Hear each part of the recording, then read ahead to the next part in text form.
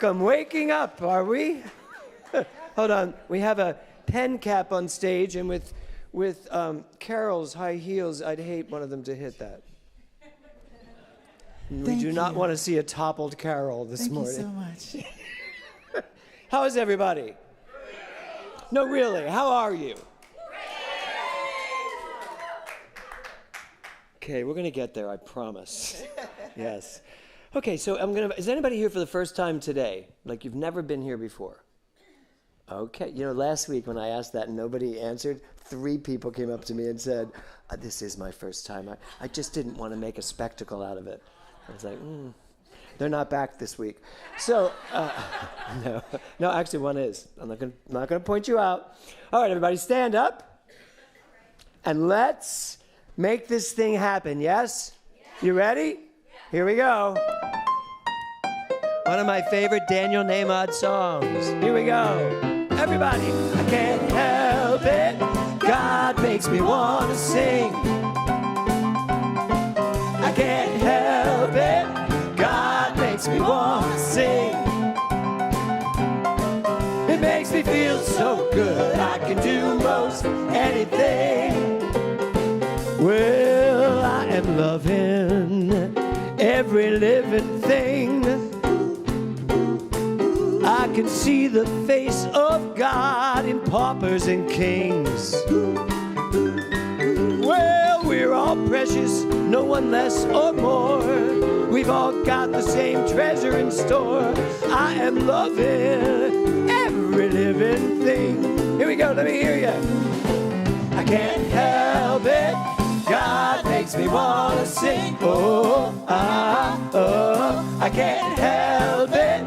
God makes me want to sing. Oh, it makes me feel so good. I can do most anything. All right, Mindy, take this one. Here we go. I'm believing in my guiding light. You know, whatever happens, it always turns out right. I just dig right down to how I feel. Take a deep breath and I grab that wheel. I'm believing in my guiding light. Here we go, everybody. I can't help it. God makes me want to sing. Oh, I can't help it. God makes me want to sing. Oh, it makes me feel so good. I can do most anything. All right, say good morning to one another.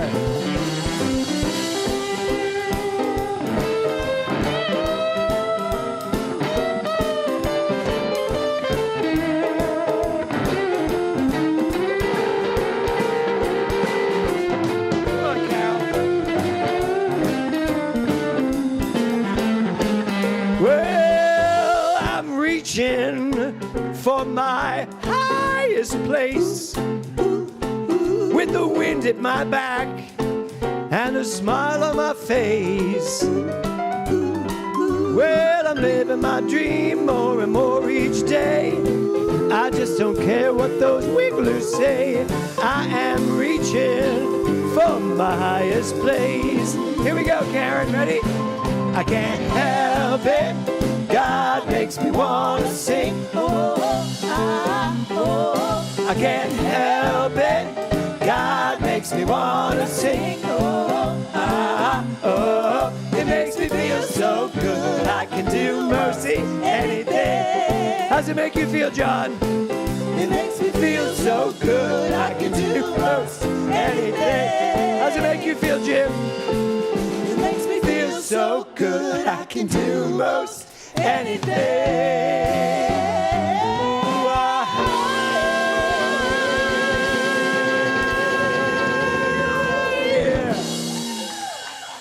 Okay, now how do you feel? You got so quiet. It's like you're like, yeah! Okay. Jim, what did you say when I said, how does it make you feel? I thought you said hi. I thought you went hi. Cool.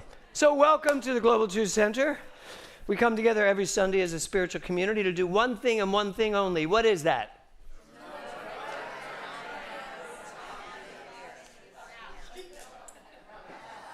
Did somebody say Ralph's? Now. Okay, good. Right. We come here to, it's so funny. Last night in Palm Springs, we have a very different service in Palm Springs, Global Truth Center, PS, which is a big room that's, all the chairs are put, there's about 50 chairs that are put in a major, big circle. It's actually a horseshoe. And then, very much like this, the screen's behind me, and I'm in the front of the horseshoe. But everyone can see one another. And we did this thing of, why am I here? Did a beautiful meditation and asked the question, why am I here? Because I don't do we come here for one reason, what is that? And everybody says it. But yesterday we really did start asking ourselves, why am I here? So as the music's playing and the video's playing and everybody's closed their eyes and I'm sitting on the edge of the stage, I started to ask myself, why am I here? Why am I here? Yesterday it was, why am I here in Palm Springs sitting on a stage while, a bunch of people are asking the question, why am I here? And I had some very interesting answers. So I just want you to really ask yourself that question. Why am I here? Why are you here? Like when I say to myself, why am I here today? What I hear is, where else would you be? Really, that's what I get. Like, I love being here on Sundays. I love being with you all. I love being connected to all of you online, and there are so many people online. I don't think you're aware of how many people are members and connected to the Global Truth Center out in the world. I mean, it's really amazing how many people. We got a beautiful contribution yesterday that someone sent us because one of our members, Paul Keith, had passed, and this person came with him a lot to our center. And he sent us a beautiful contribution in his name. He said, this is where he would want here. And Paul hasn't been here much because he lives far away. So it's really interesting, why am I here? You need to know why you come here, why you are a part of all this. What does it do for you? Because if you do know that, then you know if it's not doing it for you. So I was just saying to someone, was it you, Craig? Yeah, it's that line. On my wall, it says, if you're not being fed, don't come here to eat. And I take that very seriously in my life. If I am not being fed by a person, a relationship, something I have to do, if I'm not being fed, or the other line is that I also wrote, which is, if I can't put my heart in it, take myself, what? Take it all out. If I can't put my heart in it, take myself out of it. So I'm knowing that all of you are sitting here today because this is where you want to be, yes? This is definitely where I want to be. And y'all, you're where you want to be, in bed with a cup of coffee watching us. Love that. So take a deep breath.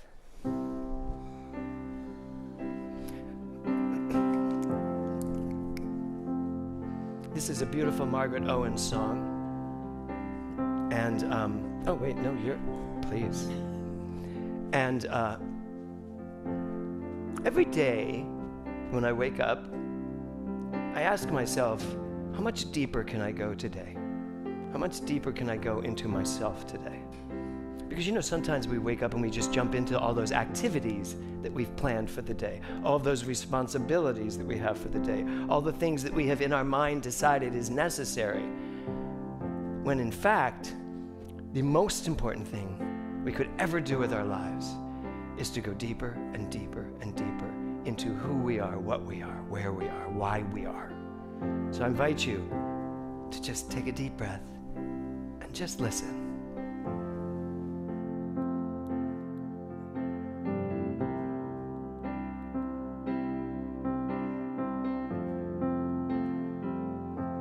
I want to go deeper, deeper into love.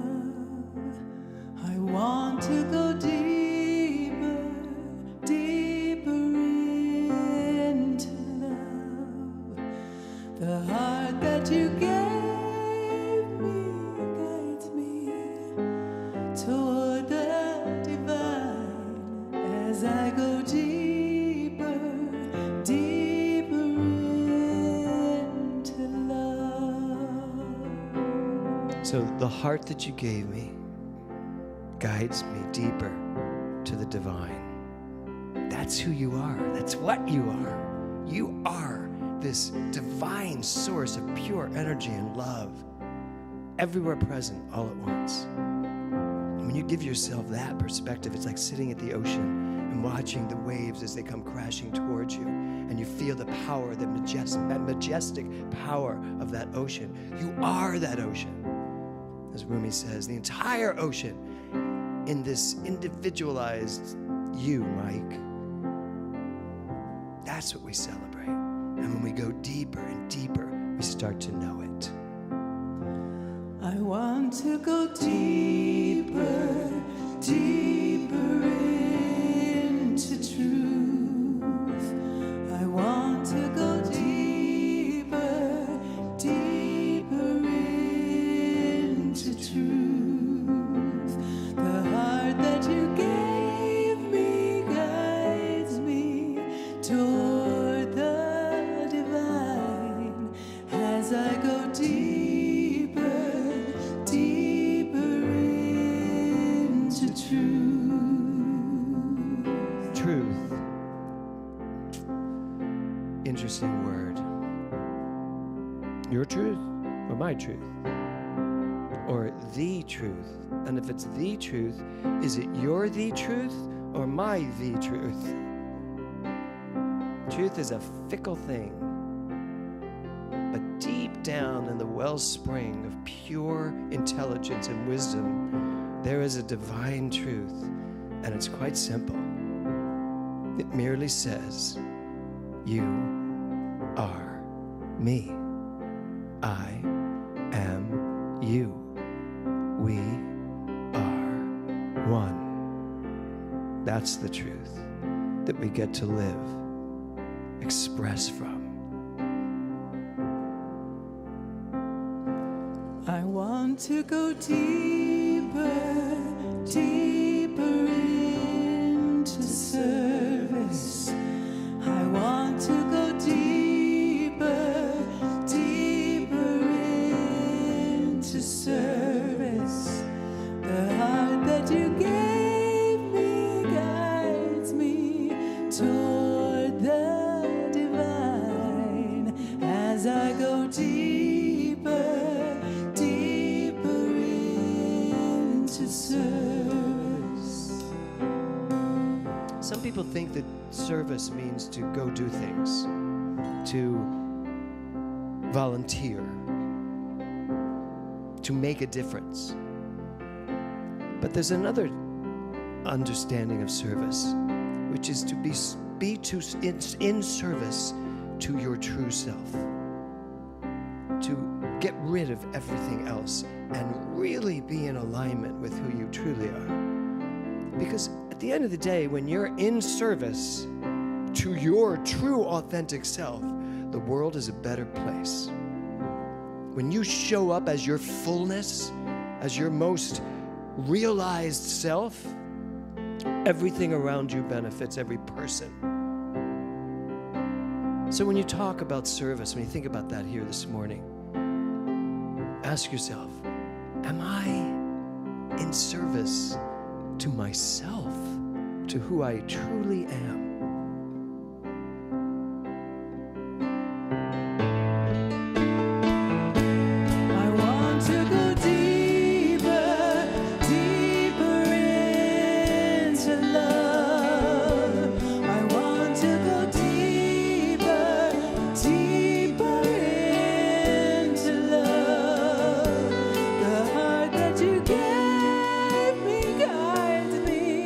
Toward the divine.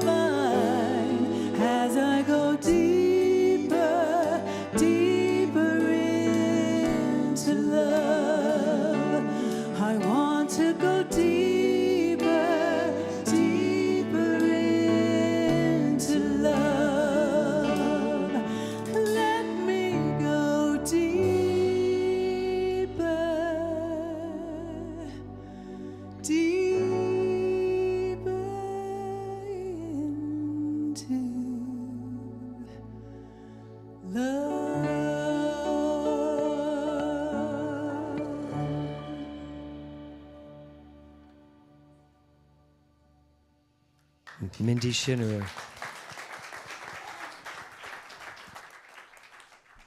So today is a very exciting day in so many ways, so many things happening today, so many aha awarenesses, so many accomplishments and achievements. Most of you know that all the classes I teach, there's some of my classes where people have to do projects. And certainly advanced consciousness class, you have to write a book, or as Liza wrote a TV series, Jonathan Zenz wrote a feature film. And so we've had a lot of prolific writings in our center. If you look at the back of our website, you'll see we're practically a publishing company at this point. And all of the books have been magnificent and amazing. But the book I have in my hand is a book that really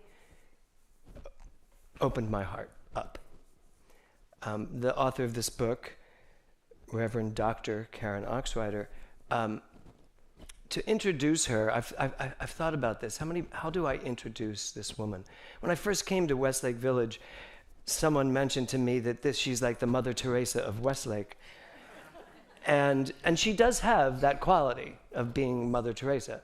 But she's also sassy, and she loves to drink, and wine, red wine. She's a wine connoisseur. Well, you'd have to be married to Brad. There's so many different qualities of this woman. But I was unprepared for the quality of prolific author when I read this book. And it moved me so deeply that I just was on her. When I read the draft, I was like, you got to finish this. Well, it is finished. And today is the official launch of The Spark That Ignites by Karen Oxrider. So please welcome Karen Oxrider.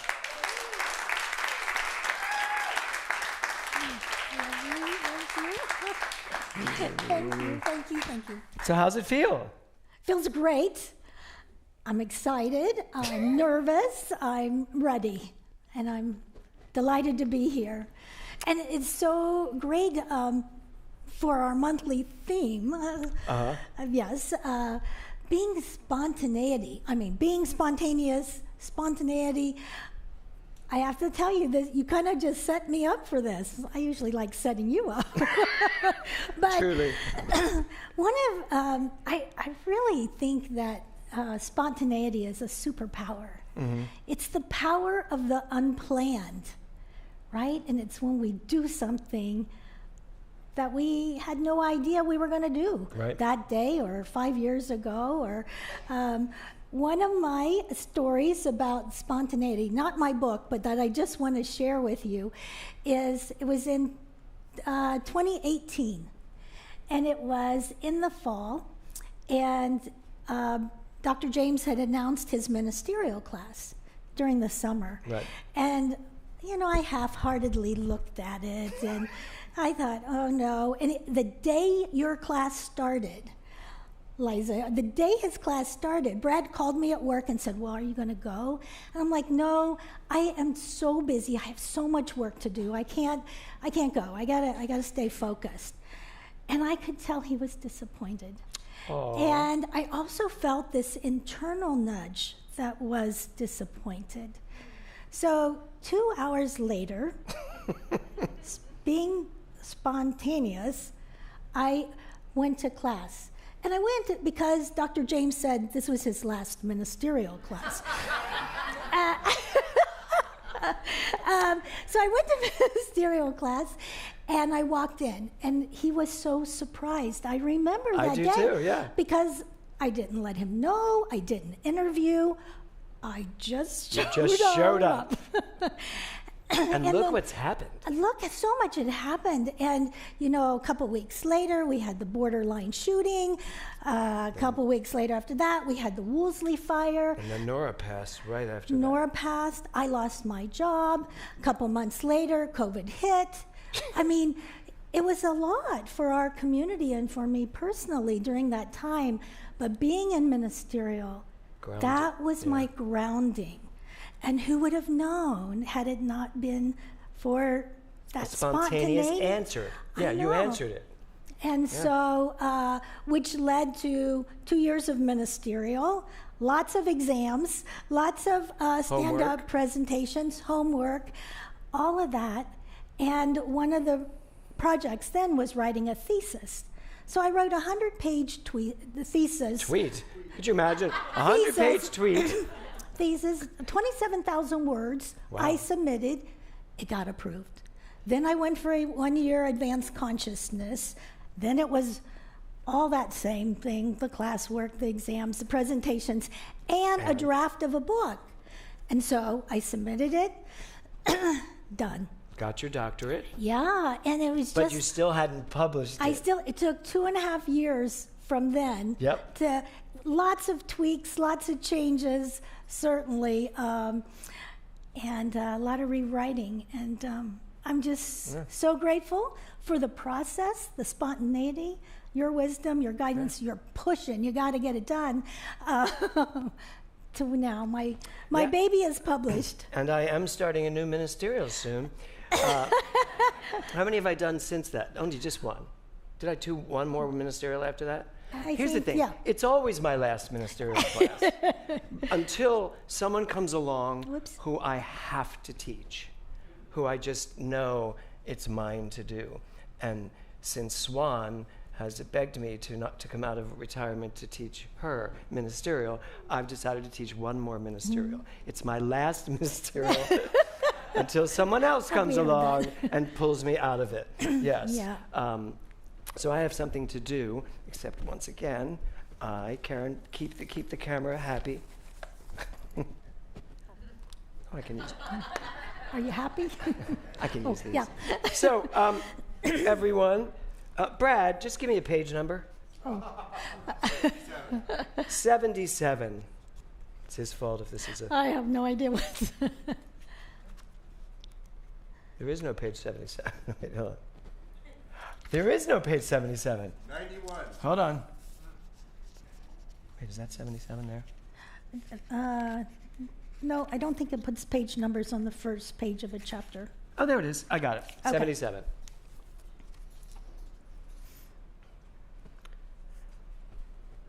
Can we thrive and create at our highest level as an individual when we are in the space of inspiration? Personally, I am in my most inspired state when I am in nature. Whether it is sitting at a beach, hiking a local trail, or summiting the highest of mountains, I am humbled by how small I feel, how much more I have to learn, and that I am a part of something bigger than myself. Perhaps you have experienced this all yourself. Here are my favorite 4 stories about places that both humble and inspire me. And then a quote from Henry David Thoreau: "An early morning walk is a blessing for the entire day." And then she goes on to tell you the next story is about Machu Picchu. Mm-hmm. I just wanted to give a little spontaneous reading for those of you to see how she writes. She writes the way she speaks, which is so important. And she doesn't write a lot of stuff that you can read in other books. This book, you will only be hearing Karen Oxrider. Oh, It's pretty amazing. Oh, and the cover of her book, since most of you don't know this, her cover quote is by Jane Goodall, who said, "Karen Oxrider has given us a gem of a book. It inspires action and affirms my belief that there truly is hope I know. for our world." So, So if grateful. it's good enough for Jane Goodall, it's good enough for us. Yes, I am so proud of you. Thank I remember you. when you called me and said, "Do you think I should ask Jane Goodall for a quote?" I was like, "Absolutely." And you were like, "I just, I don't want to bother her." That was She the Mother travels. Teresa side of her coming out. "I don't want to bother her, and she has so many people probably asking her for those things." And I was like, "Karen, ask her.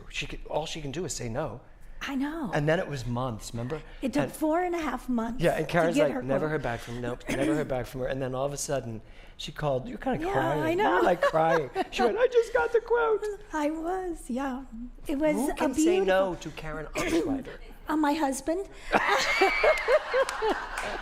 But I'm pumped. That was fast. Yeah, I know. No, it's been quite the journey, and it's just our teaching, letting it unfold perfectly. Yep. And I think with spontaneity, what I've learned, it doesn't have to be perfection. It just takes a step of courage. Yes. And then you let go and allow it to unfold. And the thing about spontaneity is perfection doesn't even come into play. Because if you're actually wondering if it's perfect or not, you miss that spontaneous moment when your job was to just act, just move. Right. That's the spontaneity. As soon as we get the impulse, we get the thought, and then then we have all of our yeah buts and, well, what if this happens? And by the time we go through all that rigmarole, we've lost that inspiring, inspirational, spontaneous moment where we could have just said, I'm just doing it. You're very spontaneous, Dr. Liza. I never know where she is in the world because she just gets up and flies somewhere, right? Yeah, she does. She is spontaneity on a stick. Yes. Yeah. Totally. You just want to enjoy her, right? Yeah. Totally. She's just, yeah. Yeah. So, So can I today, a little shameless plug? Please. So today's my launch, and so thank you. So if anyone's interested, I'm doing a launch virtually. It starts at 1 o'clock. Let me know and I'll send you the link. I'm also having a gathering at our home.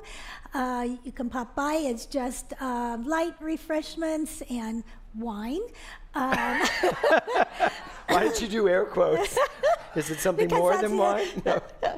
No, because that's what people like. Yes, right. Okay. Yeah. Well, And a little champagne, and but it's going to be a celebration.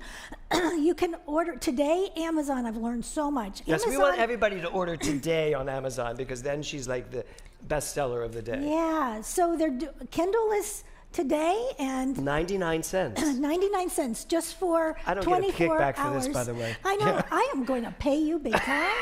Where do you want to go to dinner? Yeah, really. And then I do have books that I can sign. Do you have them here today? I have a couple here today, but I have them We'll at do the a book house. signing. Yeah. Because it's right afterwards, 12:30 to 4 today. You can pop in. We're doing Excellent. a program online, and then if you don't have the book, then you can absolutely buy it on Tuesday. Amazon does a print version bestseller campaign, and if you buy it on Tuesday. So today they buy Kindle for 99 cents. Right. Tuesday you would buy the book, which is, that's great. Yeah, and it's $15, and I'm just so excited about all of it. And Did you ever think you, Karen Oxrider, would stand on a stage hawking your own book? No, or having you help me do it. No, but it's true. You have you come so far. You've come so far. I would say out of your shell, but you were never in a shell. Well, and some of you who are on Facebook or get my emails, you're probably I just buy the book and I'll stop sending you emails. I've been doing Facebook There's a strategy. Lives. If you buy this book, I will stop haunting you. There you go. And can I do one last thing Yes. for all my Your friends? stage. If you buy 5 or more books on Tuesday, I will buy the eco-friendly wrapping paper and the wine and get them ready for your presents. I'll sign them too. Really? Yeah. Wow. Thanking presents, Christmas presents. She is holiday. out of control. I know. Which is good. That's what spontaneity is all about. And my dad's here. He celebrated his birthday, 91 years. 91 years old. Happy birthday, John. Thank you. Yeah. Shall we do our affirmation? Yes. Spontaneity. Here we go. Yeah. So I'm going to say it once. I live, laugh, and love with effervescent spontaneity. And no one can say that more honestly than you. Yes. So we're going to say it once together, and then we're going to spontaneously stand up. And I want you to look at somebody next to you, to the right or left, and look in their eyes, and I want you to say it. and mean it, okay? So all together, I live, laugh, and love with effervescent spontaneity. Stand All right. up, Liza, lock eyes with somebody, come on. Ready? and ready? We're gonna do it together out loud. I live, laugh, and love with effervescent spontaneity. At a thrift store. Thank Give it up you. for Reverend Dr. Karen Oxrider. Amazing. Woo! Okay. You ready, Mindy? You guys are going to love this song, Mindy Schinnerer.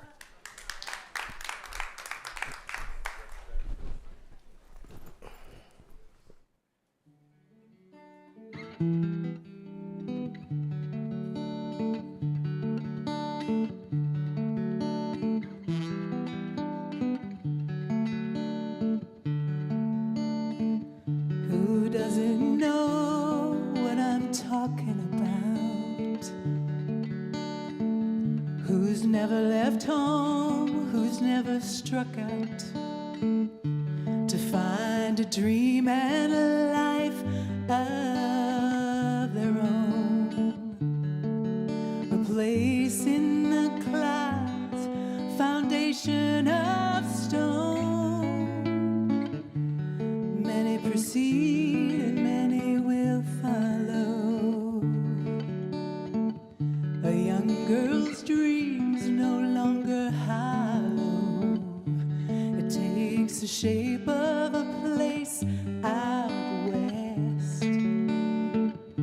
But what it holds for her, she hasn't yet guessed. She needs wide open spaces, room to make big mistakes. She needs new faces. She knows the high stakes.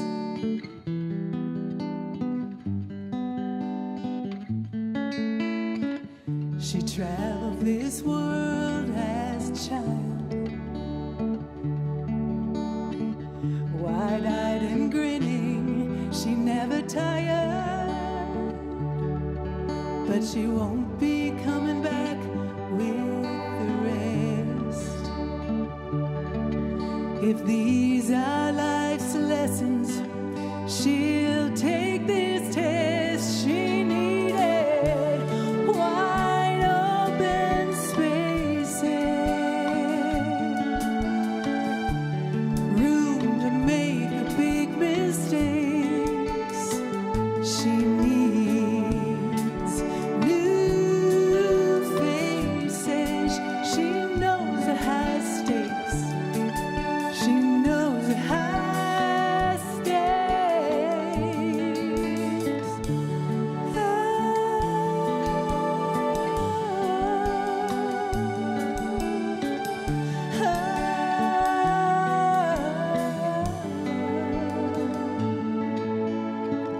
As her folks drive away, her dad yells, "Check the oil." Mom stares out the window and said, "I'm leaving, my girl." She said it doesn't seem like that long ago, when she stood there and let her own folks know she needed wide open spaces, room to make a big mistake. She needs new faces. She knows the high stakes. She knows the high stakes.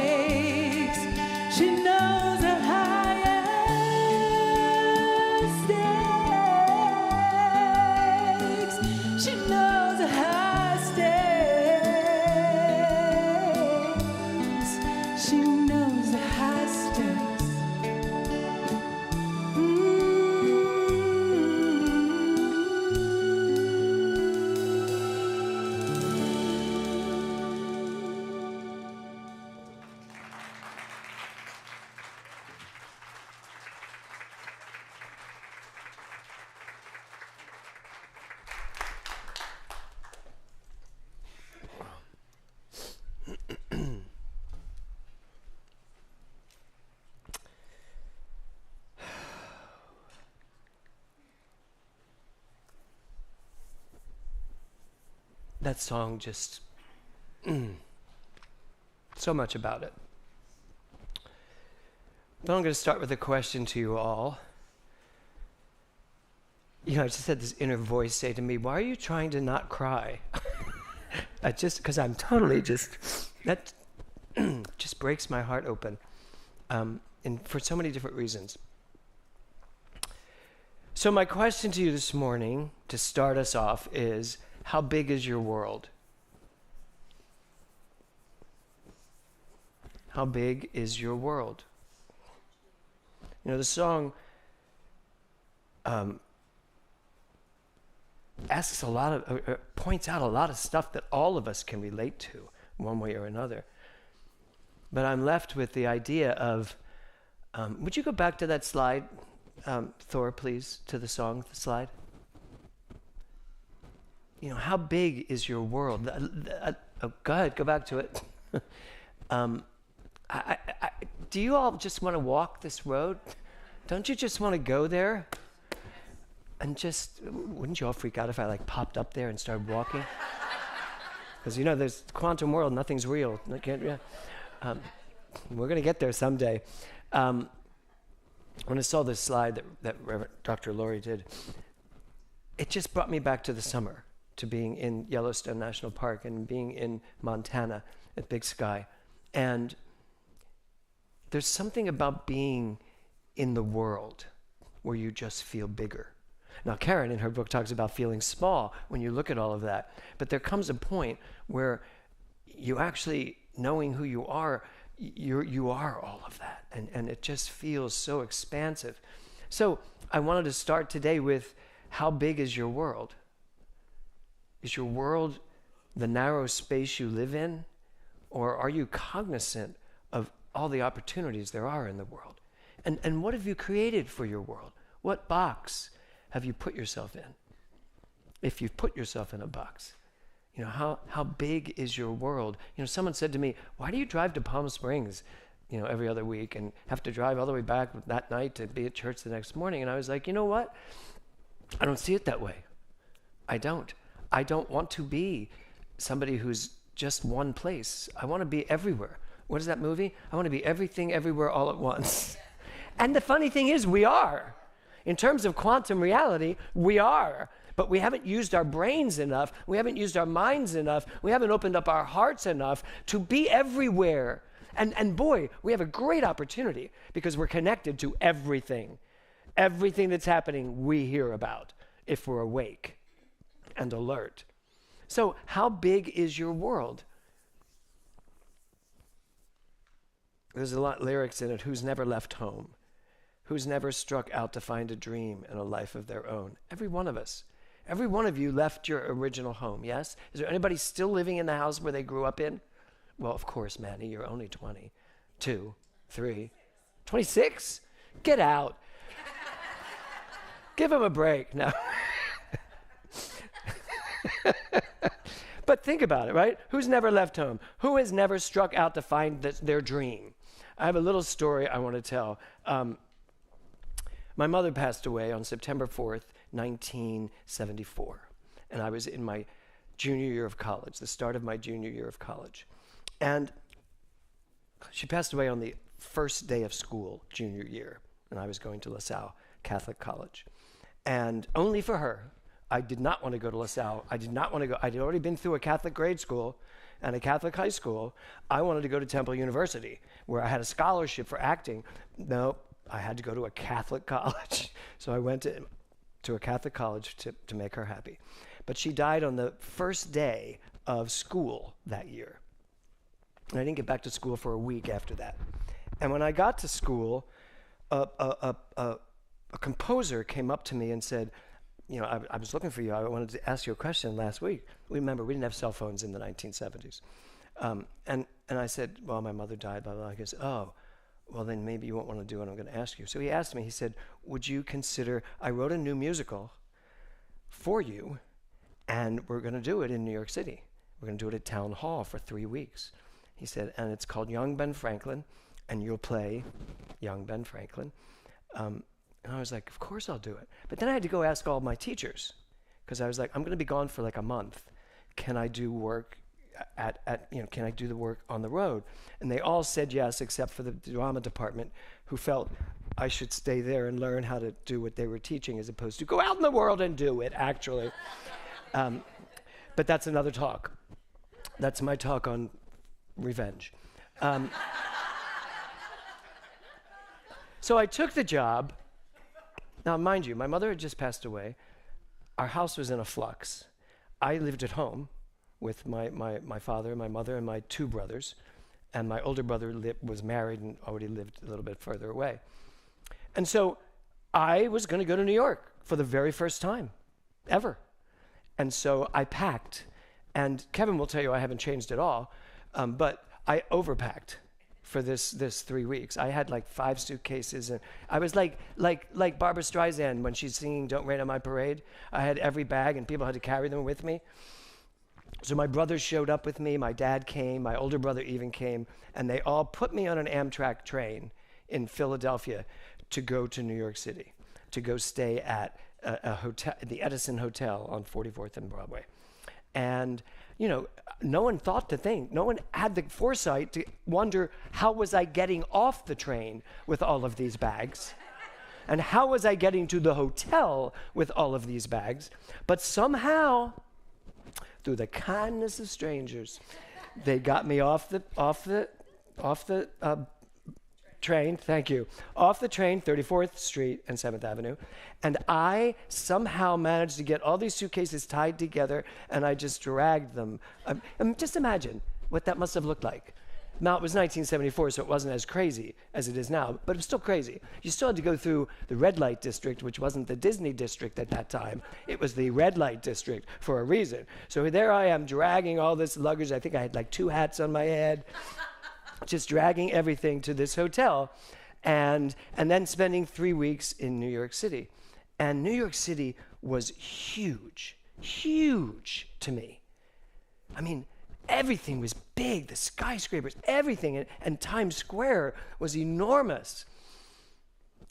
Why do I tell you this story? Besides the lyrics that say everybody leaves, everybody goes out to follow their dreams. There's also a great line in here about mistakes, wide open spaces, room to make those big mistakes. And boy, I made them. How many of you made big mistakes in your 20s? Jim, you didn't make mistakes in your 20s? You were in the Army. That was the first mistake. So, denial runs deep. Well, no. I think we all did. We all made lots of mistakes. Did you see them as mistakes, or is it just living? It was just like, that didn't work. Remember when you had the mindset of, well, that didn't work, let me try this, as opposed to, I made a mistake. Those boxed in, I shouldn't make mistakes. Because if you get to that point where you shouldn't make mistakes, you're probably not going to do anything, right? So the title of my talk today is Open Up. And it's about the opening of the heart. It's about the opening of the soul. It's about opening yourself up to a bigger world. It's about opening yourself up to a bigger experience of the world you already live in. And I want to ask this question too. When did we start fearing mistakes? At what age? What age was it? 6 for you? Oh, I didn't have them at 6. Yeah. I didn't start fearing mistakes till probably my 30s, maybe my 30s. Yeah, but you all have your own experience of it. And here's the thing. Mostly you fear mistakes because people keep pointing them out to you. And people keep shaming you for the mistakes you make, right? So, but I never really worried about making mistakes until like in my 30s. And it really was all about having to own up to who I really truly was and having a plethora of mistakes attached to that, you know? So Albert Einstein said this. Oh, I should be doing this, shouldn't I, Thor? Hold on. Okay, I'll do the rest of it. A person who never made a mistake never tried anything new. Makes sense, doesn't it? So when I asked you the question this morning, how big is your world? It goes right in line with this. How many new things are you trying? How many of you don't eat anything new? How many of you do not try new things? Oh, you all eat, like you all try different delicacies and stuff? Oh, good. So I was at Marcy and Al's. We'd had Oktoberfest for Global Truth Center last night in the desert. And she had this bowl there, and it was pickled. Marcy's watching this. She's like, it wasn't pickled, whatever it was. But it was herring. And I could see the fish. Does that sound good to you, Glenda? Does it? Really? Who thinks herring sounds good? Oh, wow. Okay, good. You're all the Jewish people in the congregation, right? Yeah. So what? Scandinavian. Okay. So I stood there, and my friend Chuck was eating. He went, no, you have to try this. It's delicious. I was like, I can barely look at it. I said, it looks like something that someone was done eating. I said, so, no, I cannot eat this. And Marcy's standing right next to me. She goes, well, you like my gefilte fish? I went, do I? I said, I eat it because it's the New Thought Seder, and I feel like I really should eat it as the spiritual director. And it's not bad. No, honestly, Marcy. Your gefilte fish is probably the best gefilte fish I would ever eat if I were going to eat gefilte fish. And I do eat it every New Thought Seder. I do. I eat the whole thing, and somehow I get it down. But Marcy said, James, you can't just decide you don't like that without tasting it. I said, really? Because I think I can look at something and decide whether I'm going to like it or not. So I took it. I took the little cracker, and I put, it was like a neuron of, an atom of the herring, and then a lot of the pickled stuff around it. I put that on there, and she's like, you do need to put a little bit of the herring on there, and I did, and I ate it, and I was like, oh, it's really not that bad. Okay, and I thought to myself, I wonder how many other things I don't try because I've already decided I don't like them. I don't want to do that, So that's my question to all of us today in this month of spontaneity. How big is your world, and how likely are you to try new things? I do love this picture, though. Don't you love this picture? How many of you have ever had that happen? Where you've bought something and you bring it home and it's just... That looks like an episode of Friends. Yeah. So I have another quote for you. This one I just liked it. It made me laugh, so I thought you should see it too. More people would learn from their mistakes if they weren't so busy denying them. Make sense? Yeah. I think mistakes are great. I do. I think if you make a mistake, oh my God, you were doing something. You couldn't have made the mistake unless you actually tried to do something in the first place, right? So you're alive, and you're making mistakes. And what is a mistake? Nothing more than revealing what needs to be revealed for the next time and the time after that. Your life is very small when you're afraid to make mistakes. Your life is very small when you don't listen to what Karen was talking about, listening to that thing inside of you. Albert Einstein said this, and this is an amazing quote. The greatest activity of which man is capable, opening up yet another fragment of the frontier of their mind. Just look at that quote. The greatest activity of which man is capable, opening up yet another fragment of the frontier of their mind. Your mind has barely been tapped into yet. And it's not because we all know that we only use a certain percentage of our brain. It's not that. Your mind, your consciousness, who you are, is what you've allowed to come through so far is almost, you can't even, inconsequential to who you truly are. And he's absolutely right. So when I'm saying today, when my title today is Open Up, I'm saying open up to the wide open spaces of your mind.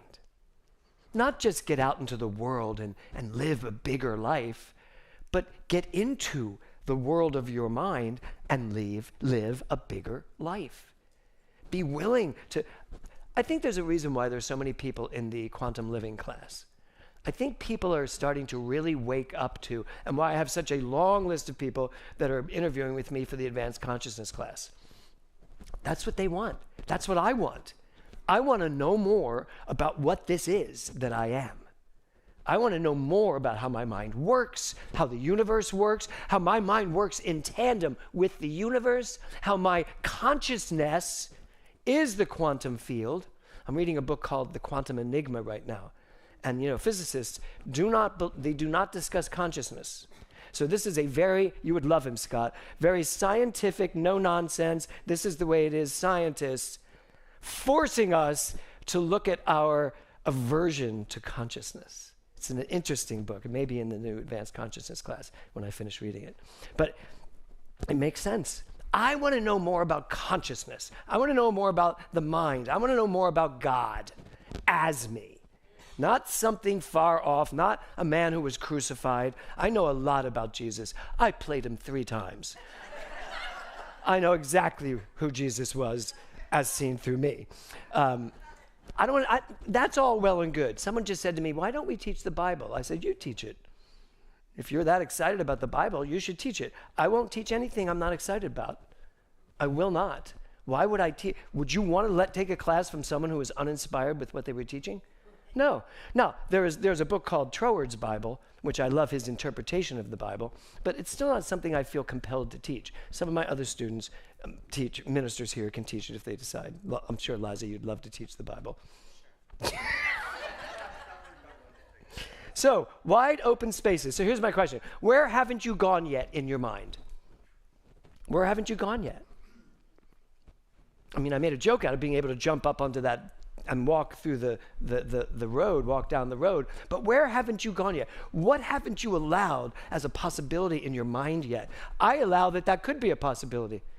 In some future world, thousands of years from now, do you know, just think about what people will be considering normal then. I mean, if you go back, a few hundred years, our cell phones, that would be, no one thought about that. They didn't think about phones. What'd you say? Star Trek did, yes. That wasn't a couple hundred years ago. Yeah. So, what haven't you opened up to yet? Now, I'm not asking you to look for those answers, by the way, because you really don't have those answers, because you wouldn't know what you haven't opened up to yet because you haven't opened up to it yet. Right? So, what's stopping you from being open to a bigger world, a bigger life, a bigger experience, a bigger existence? What is stopping you? I'm going to tell you what's stopping you. The world you've already conceived of as your world. This is my world. This is where I live. This is what I do. These are my friends. This is where we go. This is how we act. All of that. It's a confined box of this is my life. But the spontaneity means that you're willing to break down, drop all those walls, and start expanding. And it starts with the mind. Walt Disney said this, or this. He said, we keep moving forward, opening new doors and doing new things because we're curious, and curiosity keeps leading us down new paths. So, how curious are you? How curious are you? How much more do you want to know? I love the Monday Night Quantum Living class. People are getting so excited about what we're talking about, and I'm not sitting there teaching. We are just looking at all this going, oh my God, is that true? And then it's just amazing. That 2.5 hours flies by. So what are you curious about? Without curiosity, you are living in a very confined life. The curiosity is where it all starts. You got to be curious. And when you're willing to really be curious, everything shows up. I call it, the title of my talk is Open Up, but I call it the quantum opening. Open up. So the quantum opening means that you are wide open to ideas that you very well may have said, that's not possible before. Anything is possible. If everything is on the table and everything is possible and anything is possible, that's what I call the quantum opening, because there's something inside of you that is calling you. There's something inside of you calling out to you. There's something inside of you moving through you, wanting you to live it, and you're all one thing. It's not like there's this God somewhere saying, Laura, this is your life. This is what I want you to do. It's not that. So if you're waiting for a voice, good luck. The first line to the song was, who doesn't know what I'm talking about? And then at the end of the song, as her folks drive away, her dad yells, check the oil. And I heard a lot of laughs on that, Liza, especially yours, especially as your 2 children are going out into the world, or at least your son is. Paloma will be before you know it. Mine, Will is out in the world, Nora is out in the universe, but Will is out in the world, and boy, we're constantly telling him to check the oil on so many issues. Yeah. Mom stares out the window and says, I'm leaving my girl. It didn't seem that long ago when she stood there and let her own folks know she needed wide open spaces. Every single one of us needs wide open spaces. We need to break down these walls. We need to leave our self-designed boxes of a life and open up to something so much bigger. And you don't have to know what it is. You really don't have to know what it is. I remember leaving Philadelphia and going to New York City, and it was a wide open space. Do you know, I go back to New York City now, and it seems small to me. It just does. And Kevin has so had it when we're in New York City. Every street we walk by, I have a memory. It just drives him insane. I'll go, he goes, I know exactly what happened on this corner, James. And it's my past, it's my memories of New York City that flood me when I go there, which I'm going there in a couple of weeks. It just floods me. But you know what? I am determined to see New York City again without all of my memories, and I like my memories, but to open it up as what don't I know about New York City? What don't I know about? I've never been to Idaho. Much like Herring, I probably don't need to go to Idaho, but I might want to try it. Anybody here from Idaho before oh, you are? Should I go to Idaho and visit it? It's beautiful, see? I think Idaho, and I think it's landlocked, right? Yeah. You don't want me to teach you geography, by the way. Yeah. So, to close this up, are you willing to look at your life and ask yourself that simple question from the top of this, how big is my life? And if your answer is measurable, it's not big enough. And what I mean by that is, if you're able to say, here's what my life is, and you can literally put it in a box and say, here's who I am, what I do, who my friends are. If you can have that, then you need to reconsider. Open it up. Wide open spaces of the conscious mind are just waiting for you to ask it. What do I need to know? What more is there for me to do? What more is there for me to be? What more experiences can I have in this world? We all have, 20, 30, 40, 50, 60 years to live this life that we're living in now. And I don't know what happens after it, but I bet it's more wide open spaces. So why not do it now? Why not start now to live in these wide open spaces of our minds, then transforming it into our lives and just be as spontaneous as we were meant to be. Namaste.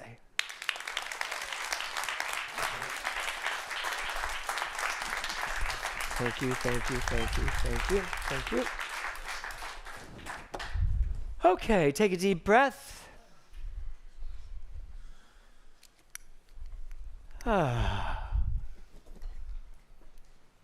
If you would take out your contribution this morning, your tithe, your commitment, your membership, your stewardship, whatever you're calling it. Everybody online, you have a place to donate on your screen. If you're on YouTube, I don't know how that works. I think you have to go. Is there something on YouTube, Thor? You have to go back to the homepage of the website. We'll fix that. It should be easier. People don't go out of their way to contribute. Yes. So So I want to say thank you to all of you at home watching us, to all the support, and I want to say thank you to everyone here for all of your support. So give me some pretty music, Robbie. Karen, can you give this treatment for the... Yeah. Hit it. Take a deep breath. Oh. And drop in with me to that place that's all expansive, all knowing, and all spontaneous. It is in this place that I absolutely embrace the oneness.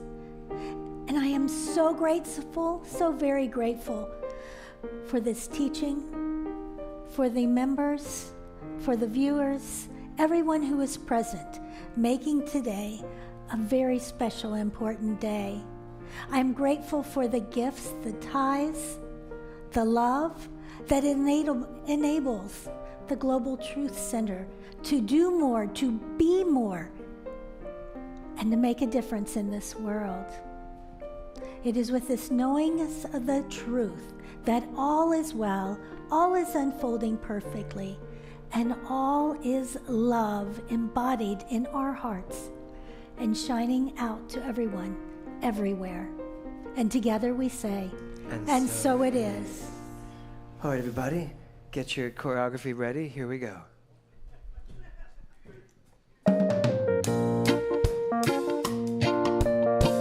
Y'all know it. We're going to mirror you so we don't confuse you. We do know our left from our right. Gratitude before me. Gratitude behind me. Gratitude to the left of me. Gratitude to the right of me. Gratitude above me. Gratitude below me. Gratitude within me. Gratitude all around me. I'm so grateful. I'm so grateful. I'm so grateful. I'm so grateful. All right, everybody, I want you to think about, what are you grateful for? Think about your life. And don't think about just the good things. There are some mistakes you should be grateful for. Maybe the first 3 marriages. You should really be grateful for all of it so that you don't move anything to a negative space. So what are you grateful for? Just give it a thought. Let them build up there as we continue. Gratitude before me. Gratitude behind me. Gratitude to the left of me. Gratitude to the right of me. Gratitude above me. Gratitude below me. Gratitude within me.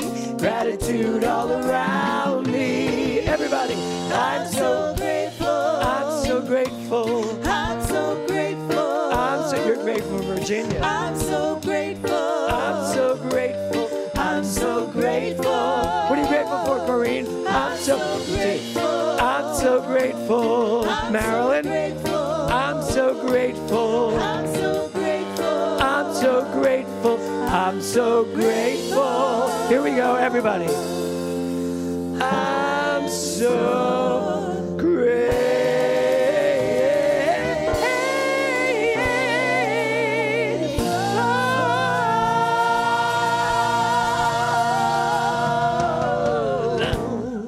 Yeah.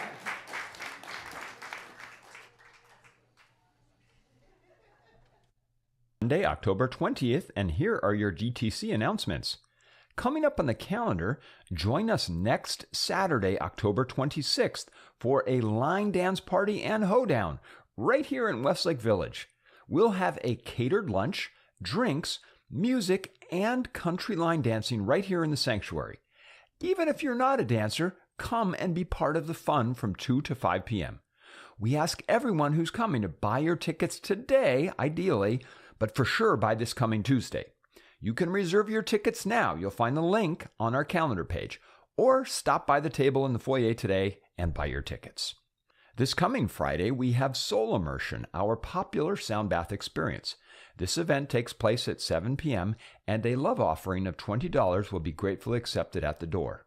Next month, save the date of Saturday, November 9th for the GTC Telethon from 10 a.m. to 2 p.m. Join us here in Sanctuary and support all of our amazing performers. Or if you can't make it in person, you can watch and pledge on our website. That's Saturday, November 9th for the GTC Telethon. Finally, the Wisdom Women are celebrating 2 book launches this month. Today is the launch of Dr. Karen Oxrider's book, The Spark That Ignites. Dr. Karen's book is available now on Amazon. Next weekend, on Sunday, the Wisdom Women are celebrating the launch of Marilyn Murphy's book. Marilyn invites Wisdom Women and their spouses to a launch party and birthday celebration from noon to 5 p.m. Please do RSVP to Marilyn. And if you've ordered a book in advance, bring it so Marilyn can sign it. Congratulations to our amazing authors. You can always find out what's going on and make a donation using the QR codes you'll find in the back of our monthly theme cards. Use the camera on your smartphone and you'll go right to the calendar and donation pages on our website. Thank you, Thor. So we have something very unique right now. This is very spontaneous. So last night in Palm Springs, we were at the Oktoberfest, and Marcy Welland, who's a member of our board of trustees at Global Truth Center, she and Al were going to see Joni Mitchell tonight at the Hollywood Bowl. Completely sold out. I tried to get a ticket. I couldn't. Completely sold out. I mean, I think how old is Joni Mitchell?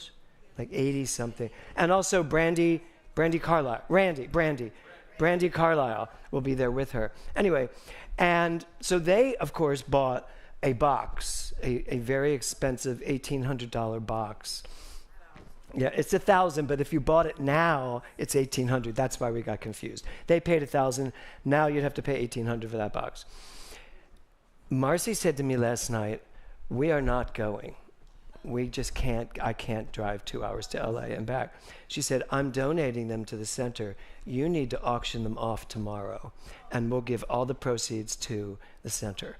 So this would be $1,800. It's a box at the Hollywood Bowl. It's tonight at 6:30. Joni Mitchell, probably one of her last, she's like me, it's her last ministerial class.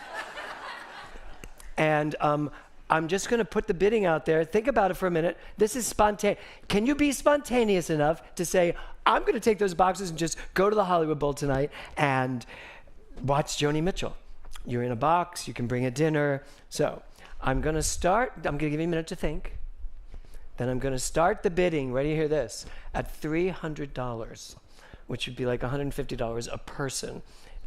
So what time is it? It's at 6:30. I know, you're a little busy. Yes, Anita? You'll start with 3? Okay, there's $300. Do I hear 350? 350 for Jeannie Kingsford. Great. Do I hear 400? How many people can sit in the box? 2 people in a box. Do I hear 400? These are 1,800. Corrine Draper, 400. Okay. Do I hear 450? Jeannie, 450. Uh-oh. Anita, 450. I'll go with Jeannie. You'll go with Jeannie. Okay, that was 450 you said, right? 450. Okay, Anita's going with you. Charge her $225. Yeah. Do I hear 500? What? 500. Corrine Draper's bid 500. Okay, that's 500. Do I hear 550? Jeannie Kingsford is at 550. Okay. Do I hear 600?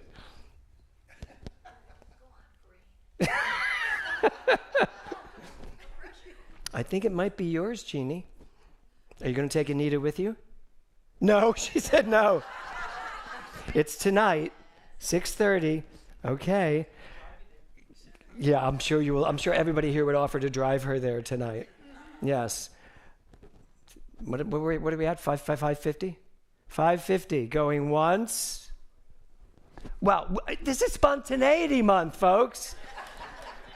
Steve, Brabant, you don't want to take your beautiful wife to see... We've been shanghaied by Karen for her. Oh, right.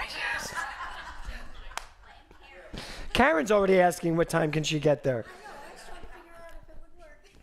Okay, going twice. and sold to Jeannie Kingsford. It's going to be amazing. It's really going to be amazing. I'm so glad you're going. I bet you love Joni Mitchell. Yeah. Take a big yellow taxi to the concert. Yeah. Okay, that was fun. Do you want to go? I don't think I can. But Anita can. She's like, no. Oh, you're going to give them to me to go? You're not going? No, I just would have you drive. Yes, well. Okay, this has been great. Wait, I have a couple of things. The telethon, the line dance party. Don't forget to get your tickets. Yeah, Anita will drive. Don't forget to get your tickets to the line dance party, okay? And also the telethon. We have a big surprise at the telethon coming up. You're not going to want to miss it. Trust me. I also have Karen Wright is coming up to talk just for a moment on the greater contribution. In her beautiful gown. Okay, good. Thank you.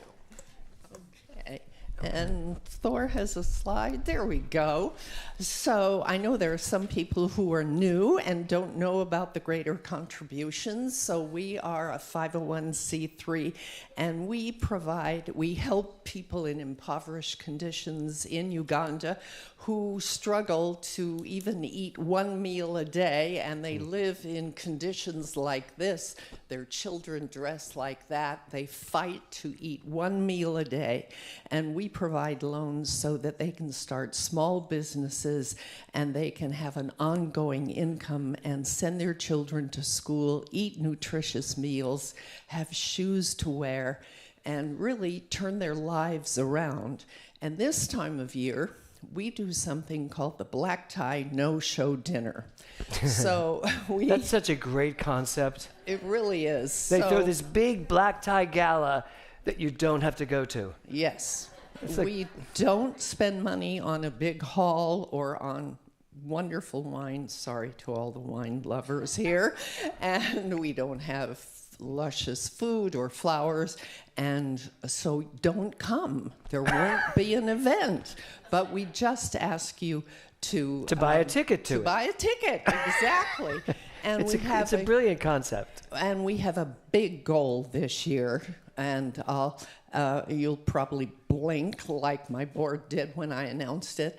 We have a goal of $160,000. Good. Yeah. Yeah. That's and only big if it's big to you, because in the world of opulence, it's a drop in the right. bucket.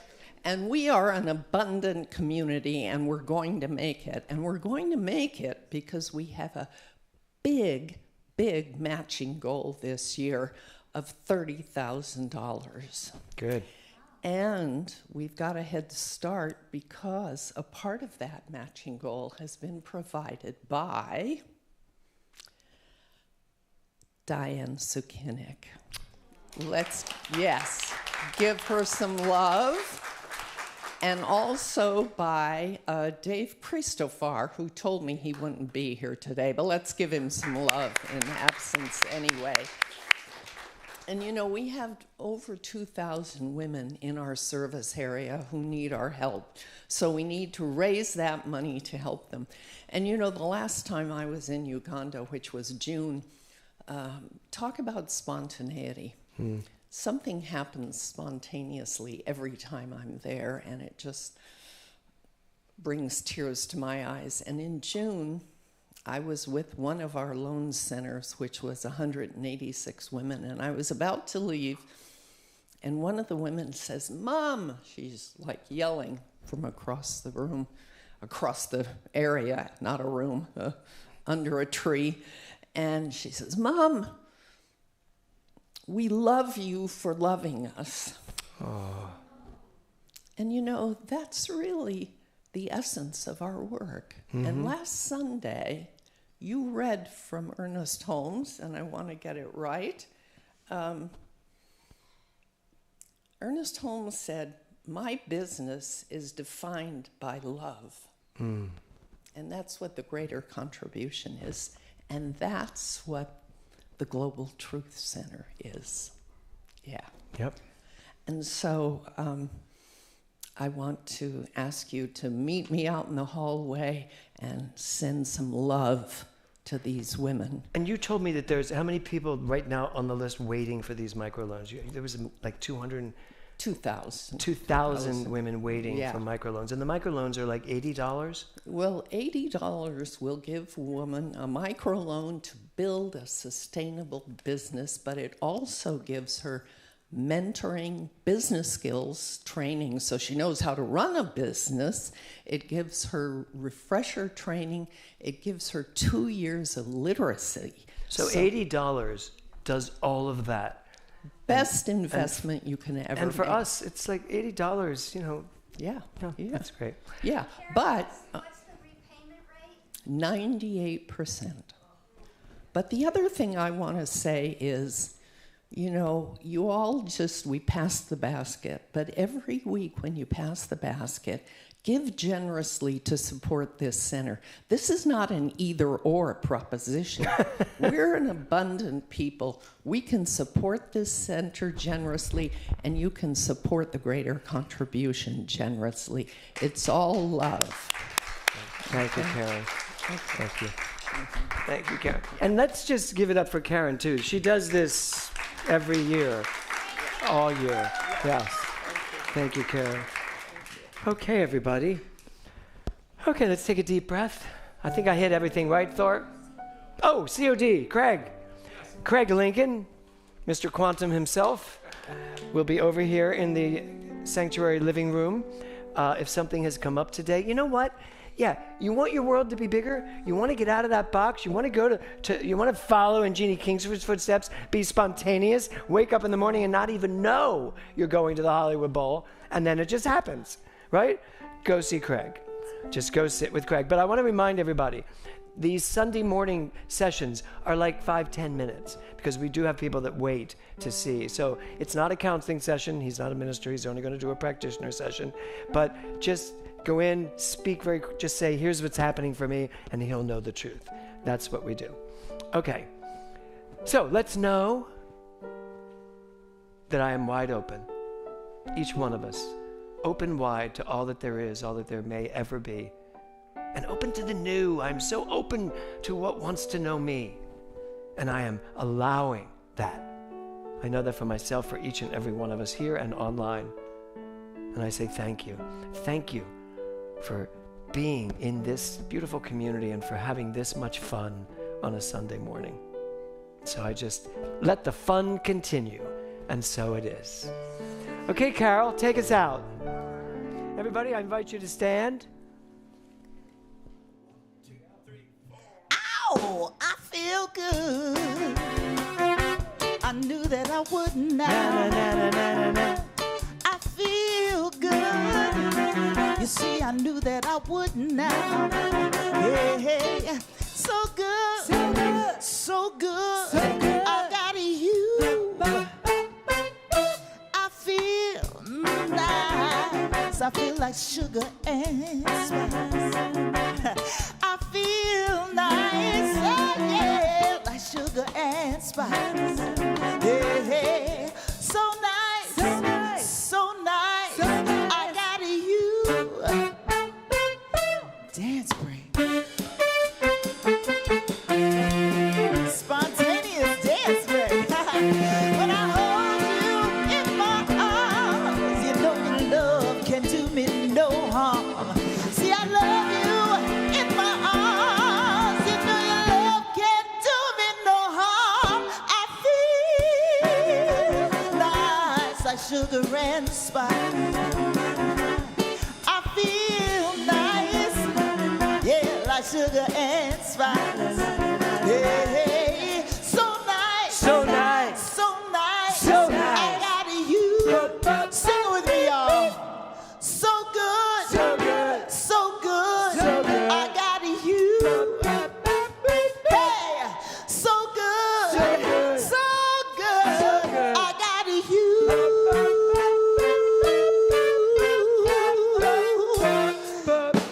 Ow! Yeah!